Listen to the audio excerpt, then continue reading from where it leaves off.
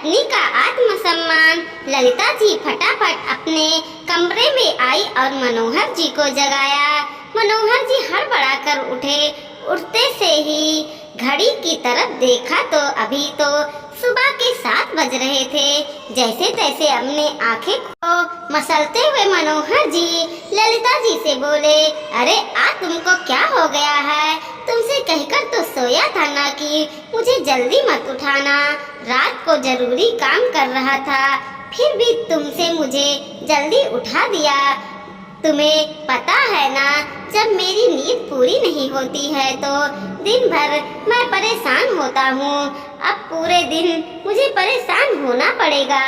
उनकी बात सुनकर के ललिता जी घबराते हुए बोली, अरे आपको आपकी नींद की पड़ी है, जल्दी उठो।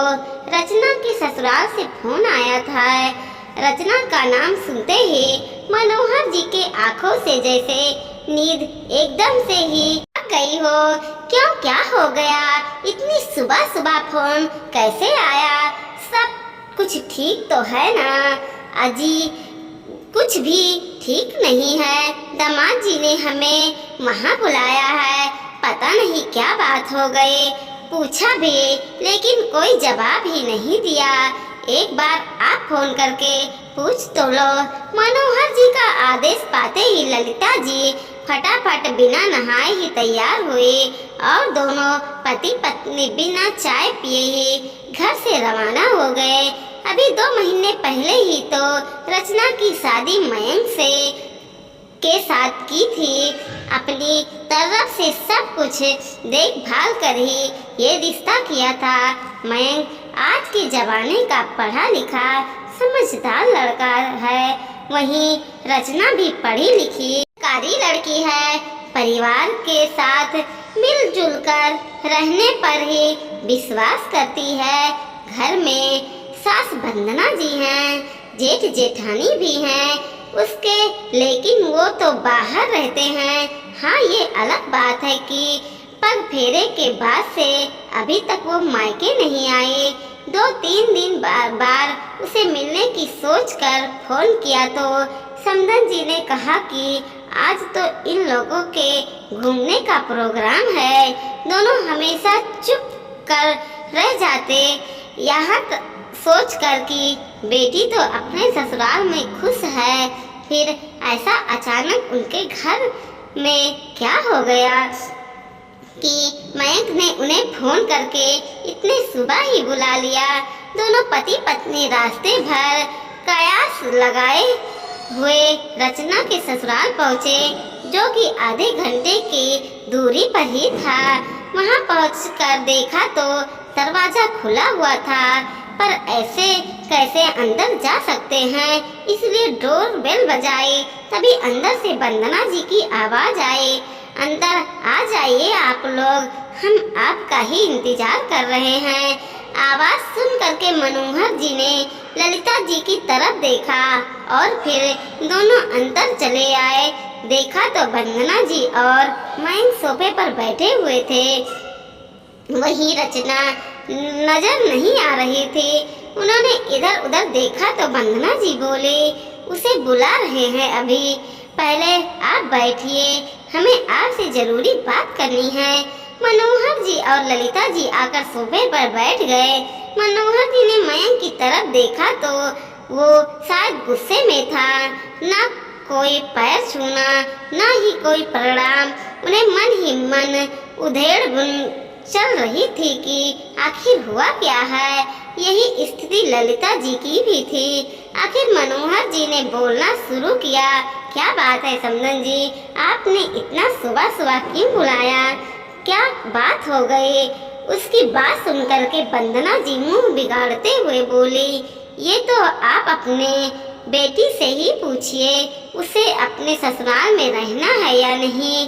उनकी बात सुनकर के ललिता जी घबरा गई और अपने सीने पर हाथ रखते हुए बोली, ऐसा क्या हो गया समदन जी, रचना ने कुछ कह दिया क्या? अगर कोई गलती हो गई हो तो अपनी ही बेटी समझकर माफ कर दीजिएगा। माफ करना समधिन जी, अगर मेरी बेटी ऐसी गलती करे ना तो मैं उसकी टांगें तोड़ दूंगी। ये तो आपने अपनी बेटी को सिर चढ़ा रखा है। अपनी गलती मानने की जगह उसने आपको फोन लगा दिया। वंदना जी कुछ सुनने को तैयार ही नहीं हुई। बिना पूरी बात बताए ही बस अपने मन की भड़ास निकाले जा रही थी। वहीं मनोहर जी और ललिता जी सोच रहे थे कि आखिर रचना ने उन्हें फोन कब किया। ललिता जी ने मयंक की तरफ देखा, लेकिन वो तो अभी भी कुछ नहीं बोल रहा था। इतने में मनोहर जी वंदना जी से बोले, पर समधन जी आप बताएंगी भी कि हुआ क्या है? आखिर रचना ने ऐसा क्या कर दिया? और आप रचना को बुलाइए, उसके सामने ही बात हुई क्या सिखाया है आपने उसे? बस मेरे पल्ले से बांध दिया उसको, मेरी पूरी जिंदगी बर्बाद कर दी। ऐसी औरत जिसे अपने पति की भावनाओं का कोई ख्याल ही नहीं है। अब तो मयंक बीच में ही बोल पड़ा। उसे यूं चिल्लाता देख करके मनोहर जी भी खड़े हो गए। इतने में रचना भी कमरे से निकलकर बाहर आ गई। रचना को देखते ही ललिता जी की चीख निकल गई। उसके चेहरे पर चोट के निशान थे। साफ पता चल रहा था कि उसे मारा गया है। रचना क्या हो गया तुझे? ये चोट के निशान कैसे? यूं किया कि तेरे साथ इन लोगों ने? ललिता जी लगभग रोती हुई रचना की तरफ दौड़ी और उसे अपनी बाहों में भर कर बोली। रचना को इस तरह देख करके एक बार तो मनोहर जी का कलेजा भी मुंह को आ गया, पर फिर भी हिम्मत करते हुए वो मयंक से बोले, क्या किया आप लोगों ने मेरे बेटे के साथ? अरे पति के होते हुए गैर मर्दों से बात करेगी तो ऐसा ही होगा। ऐसी औरत को इसी तरह कंट्रोल में किया जाता है। मयंक के जवाब देने से पहले वंदना जी बीच में ही बोल पड़ी। उनकी बात सुनते ही मनोहर जी और ललिता जी सकेत में आ गए। उन्होंने रचना की तरफ देखा तो रचना ने रोते हुए बताया, पापा आपको ये दामाद पागल है। देखिए किस तरह से मारा है मुझे। मैं किसी से, चाहे वो औरत हो या मर्द हो, थोड़ा सा भी हंस कर क्या बोल लो, मुझे मारने पर माद हो जाता है। घर की छत या बालकनी में भी अकेले खड़ी हो गई तो 10 बातें सुनाता है। सबके सामने ही थप्पड़ तक लगा देता है। पग फेरे की रस्म के बाद जब भैया वापस शहर जा रहे थे तो मुझसे मिलने आए थे, तब भी इन्होंने मुझे थप्पड़ मारा था। ये कहकर कि यह आदमी यहाँ क्या करने आया है। उसकी बात सुन करके ललिता जी ने कहा, तुम 2 महीने से ये सब क्यों झेल रही हो? पहले क्यों नहीं बताया? कैसे बताऊं माँ, इन लोगों ने मेरा मोबाइल तक अपने पास रख लिया। जब आप लोग फोन आता तो ये लोग मेरे आसपास ही होते हैं। मुझे बिल्कुल अकेला नहीं छोड़ते कि कहीं मैं आपको बता न दूं। यहाँ तक कि मुझे मायके तक नहीं आने देते। और मम्मी जी इसमें भी अपने बेटे का ही साथ देती हैं। आज सुबह मैं इनके लिए चाय बनाकर कमरे में मैं लाई थी, तब मेरा फोन ड्रेसिंग पर ही रखा दिखा। शायद उन्होंने उठाने के बाद निकल कर रखा था। मैंने अपना फोन हाथ में लिया ही था कि बाथरूम में से निकल कर आ गए और मुझ पर इल्जाम लगाने लगे कि मैंने उनको पीठ पीछे किसी से बात कर रही हूँ। जब मैंने मना किया तो मुझे मारने लगे और मेरा फोन छीन करके जमीन पर फेंक कर तोड़ दिया और मुझे बेरहमी से पीटने लगे। तब मैंने कहा कि मैंने मम्मी पापा को फोन कर दिया है। जब इन लोगों को लगा कि मैंने सचमुच आप लोगों को फोन कर दिया है, तब जाकर इन्होंने आपको फोन करके बुलाया। इनकी ऐसी आदतों के कारण बड़े भैया भाभी भी यहाँ नहीं रहते। मुझे ले चलिए यहाँ से, मैं यहाँ नहीं रहूँगी। रचना ने रोते रोते सब कुछ बता दिया। अरे वाह, ऐसे कैसे चली जाओगी? अब तुम इस घर की बहू हो, हमारी मर्जी के बिना बाहर कदम भी नहीं रखोगे। मंतना जी बीच में ही बोले, बस कीजिए समधन जी, बहुत बोल लिया आपने। जब आप हमारे सामने ही इतना कुछ बोल रही हो तो पीठ के पीछे तो पता नहीं क्या क्या करती होंगी। और अब क्या इजाजत लेना बाकी रह गया है?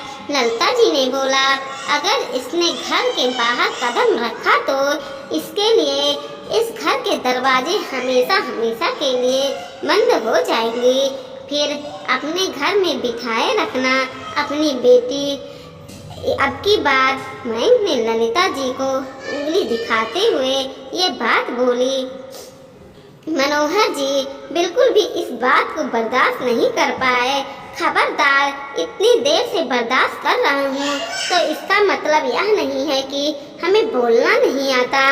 अपनी इस उंगलियों को अपनी मुट्ठी में ही समेट लो। जब तुम अपनी सास से इस तरह से बात कर रहे हो तो तुम किस काबिल होगे, सब पता चल रहा है। तुम्हारी हिम्मत कैसे हुई मेरी बेटी पर हाथ उठाने की? मनोहर जी ने कहा तो मैं गुस्से से उनकी तरफ देखने लगा और फिर चिल्ला कर बोला, ये मेरी पत्नी है, मेरी शादी हुई है इसके साथ और आपने खुद कन्यादान किया था। अब मैं उसके साथ कुछ भी करूं, आप होते हैं कौन बोलने वाले? जैसे एक फ्लैट की रजिस्ट्री हो जाने पर उसका मालिकाना हक बदल जाता है, वैसे ही एक लड़की की शादी होने के उसके हकदार बदल जाते हैं। अब आपकी बेटी पर सिर्फ मेरा अधिकार है। आपका काम शादी से पहले तक था। अब आपको हमारे बीच में बोलने की कोई ज़रूरत नहीं है। मयंक ने बड़ी बेशर्मी के साथ कहा। सुनकर के मनोहर जी को भी गुस्सा आ गया और वो चिल्लाते हुए बोले, शादी की है हमने, हमारी बेटी की बेची नहीं है। शादी के बाद भी वो बेटी मेरी है, कोई प्लाट नहीं है जिसे शादी करते ही तुम्हें मालिकाना हक मिल गया। एक औरत और एक फ्लैट में फर्क होता है। कितनी गंदी सोच है तुम्हारी। अफसोस होता है मुझे कि मैंने तुम्हें अपनी बेटी के लायक समझा, पर मैं यह भूल गया था कि 2-3 मुलाकात में अंदर की गंदगी नहीं दिखती, फिर वही दिखता है जो सामने पेश किया जाता है। और तुमसे अपनी बेटी की शादी करवा दी। अब मेरी बेटी इस घर में एक पल नहीं रहेंगी। मनोहर जी गुस्से में ही वो अपनी बेटी को लेकर वहाँ से रवाना हो गए। सबसे पहले वो रचना को लेकर पुलिस स्टेशन पहुँचे और मयंक और वंदना जी के खिलाफ FIR दर्ज करवाई। रचना की स्थिति देखकर पुलिस भी तुरंत स्टेशन में आया और मयंक और वंदना जी को गिरफ्तार कर ले गया। कुछ दिनों के बाद भी तलाक के लिए अर्जी दे दी गई, जिससे जल्दी ही रचना को तलाक भी मिल गया।